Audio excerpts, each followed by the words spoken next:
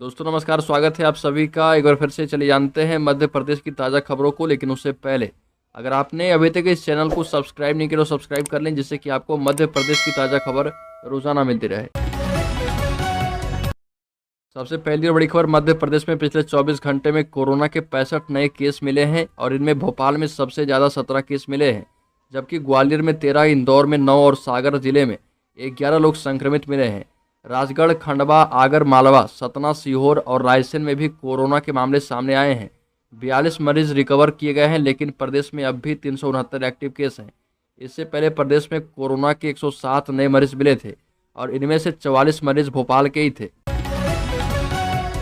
परशुराम जयंती कार्यक्रम में शिवराज सिंह चौहान का बड़ा ऐलान, ब्राह्मण कल्याण बोर्ड बनाएंगे, पुजारियों को 5,000 रुपये भत्ता देंगे। और धीरेन्द्र शास्त्री ने कहा कि भोपाल में करेंगे कथा। भोपाल के लालघाटी स्थित गुफा मंदिर परिसर में परशुराम जयंती पर अक्षय उत्सव 2023 कार्यक्रम आयोजित किया गया और इस मौके पर मुख्यमंत्री शिवराज सिंह चौहान ने ब्राह्मण कल्याण बोर्ड बनाने की बात कही है। साथ ही पुजारियों को 5,000 रुपये भत्ता देने और गुफा मंदिर में नया भवन बनाने की घोषणा की। सीएम शिवराज सिंह चौहान ने कहा कि सरकारी स्कूलों में संस्कृत के शिक्षकों की भर्ती प्रारंभ कर दी गई है।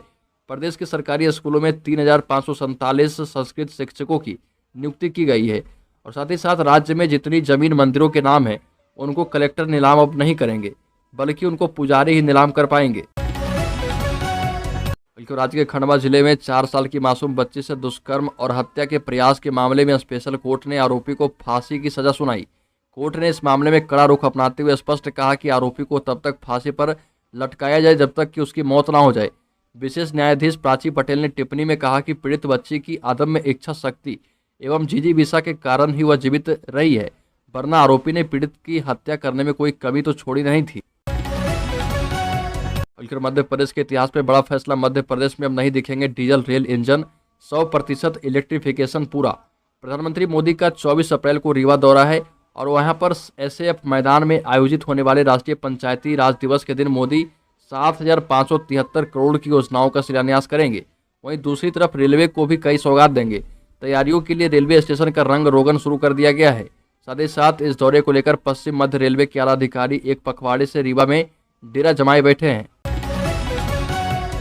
दिग्विजय सिंह के बयान पर सीएम शिवराज सिंह का पलटवार, सिंधिया गद्दार नहीं खुददार है, हम किसी की मेहरबानी पर सरकार नहीं चला रहे।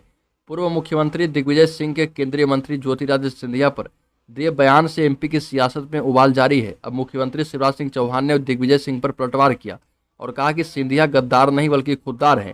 कांग्रेस में रहते आखिर कितना अपमान सहते। सिंधिया का बगैर नाम लिए सीएम शिवराज सिंह चौहान ने कहा कि कांग्रेस में रहते 2-2 हजार वोटों से जीते और वो बीजेपी में 50-50 हजार वोटों से जीते हैं। हम किसी की मेहरबानी पर सरकार नहीं चला रहे। सीएम शिवराज सिंह चौहान ने कहा कि सिंधिया गद्दार नहीं खुददार है, आखिर कांग्रेस कितना अपमान उनको देती है। चुनाव लड़ा सिंधिया के नाम पर और बुजुर्ग कमलनाथ को मुख्यमंत्री बना दिया।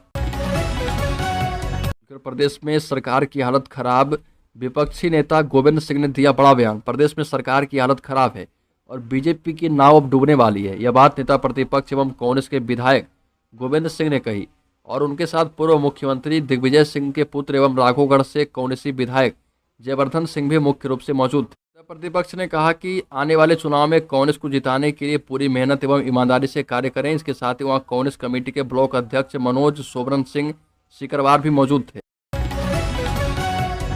राज्य के जबलपुर जिले में सामूहिक विवाह में एक साथ 90 जोड़ों ने रचाई शादी, सभी को भेंट की गई 49,000 की राशि। मध्य प्रदेश के जबलपुर में आखातीज यानी अक्षय तृतीया के दिन मुख्यमंत्री कन्यादान योजना के तहत सम्मेलन में कई जोड़ों ने एक दूसरे का हाथ थामा। प्रदेश भर में कई सामूहिक विवाह सम्मेलन का आयोजन किया गया, लेकिन जबलपुर का सम्मेलन सुर्खियों में बना रहा क्योंकि उस सम्मेलन में 90 से ज़्यादा वर वधुओं ने 7 फेरे लिए। उन सभी को आशीर्वाद के साथ साथ घर गृहस्थी की सामग्री और 49,000 की राशि भी भेंट की गई। मुख्यमंत्री शिवराज सिंह चौहान की बड़ी घोषणा, मध्य प्रदेश में होगी ब्राह्मण कल्याण बोर्ड की स्थापना। आपको बता दें कि मुख्यमंत्री शिवराज सिंह चौहान ने बड़ी घोषणा करते हुए कहा कि प्रदेश में ब्राह्मण कल्याण बोर्ड की स्थापना की जाएगी। साथ ही गुफा मंदिर परिसर में श्रद्धालुओं की सुविधा के लिए विशाल भवन का निर्माण किया जाएगा। मुख्यमंत्री चौहान ने कहा कि भगवान परशुराम न्याय के देवता थे और आतताइयों का नाश करने के लिए शस्त्र उठाया था। प्रदेश में कक्षा 8वीं के पाठ्यक्रम में भगवान परशुराम के जीवन चरित्र को शामिल करने, संस्कृत और कर्मकांड का अध्ययन करने वाले विद्यार्थियों को छात्रवृत्ति देने और पुजारियों को मान्यता देने की व्यवस्था की गई है। प्रदेश में आवश्यकता पड़ने पर संस्कृत शिक्षकों को नियुक्त करने का कार्य भी किया जाएगा। प्रसिद्ध महंत पंडित धीरेन्द्र शास्त्री ने कहा कि भारत हिंदू राष्ट्र बनकर रहेगा। वर्तमान के सनातनी को शस्त्र शास्त्र दोनों आवश्यक है। भगवान परशुराम की जयंती के मौके पर गुफा मंदिर के कार्यक्रम में बागेश्वर धाम के पंडित धीरेन्द्र कृष्ण शास्त्री भी शामिल हुए और उन्होंने हमेशा की तरह भारत हिंदू राष्ट्र बनने की बात कही। शास्त्री ने कहा कि वर्तमान के सनातनी को शस्त्र और शास्त्र दोनों की आवश्यकता है। पंडित धीरेन्द्र शास्त्री ने कहा कि दादा परशुराम सिर्फ ब्राह्मणों के नहीं, दादा परशुराम दुनिया में रहने वाले जीवों के हैं, जिन्होंने पूरे विश्व के कल्याण के लिए हाथ में फरसा उठाया। लोग कहते हैं कि दादा परशुराम ने भूमि को 21 बार क्षत्रिय विहीन किया। आज हमने देखा कौन ब्राह्मण, कौन क्षत्रिय, कौन वैश्य, कौन सेवक, आज तो सब सनातनी नजर आ रहे हैं। धीरेन्द्र शास्त्री ने कहा कि दादा परशुराम ने उन क्षत्रियों का वध किया जो धर्म के विरुद्ध थे। राज्य के बालाघाट जिले में 14 लाख की 2 इनामी नक्सली महिलाओं का एनकाउंटर। सीएम शिवराज सिंह चौहान ने पुलिस और हॉक फोर्स को दी बधाई। मध्य प्रदेश के बालाघाट जिले में मुठभेड़ के दौरान पुलिस ने 2 कुख्यात महिला नक्सलियों को पुलिस एवं हॉक फोर्स ने मार गिराया। और मध्य प्रदेश के बालाघाट जिले में मुठभेड़ के दौरान पुलिस ने 2 कुख्यात महिला नक्सलियों को मार गिराया है। सीएम शिवराज सिंह चौहान ने ट्वीट करते हुए लिखा कि मैं बालाघाट की पुलिस, हॉक फोर्स और बाकी सभी जिला पुलिस बल को बधाई देना चाहता हूं। एनकाउंटर में 2 दुर्दांत नक्सली और मारे गए हैं, जिन पर 14 लाख का इनाम घोषित था। 1.25 साल में यह चौथा एनकाउंटर था। यह हमारी पुलिस की वीरता सजगता है। मध्य प्रदेश विधानसभा चुनाव को लेकर भाजपा और कांग्रेस एक्टिव नजर आ रही है। जैसे जैसे मध्य प्रदेश विधानसभा चुनाव नजदीक आ रहे, वैसे ही राजनीतिक बयानों का दौर भी लगातार चल रहा।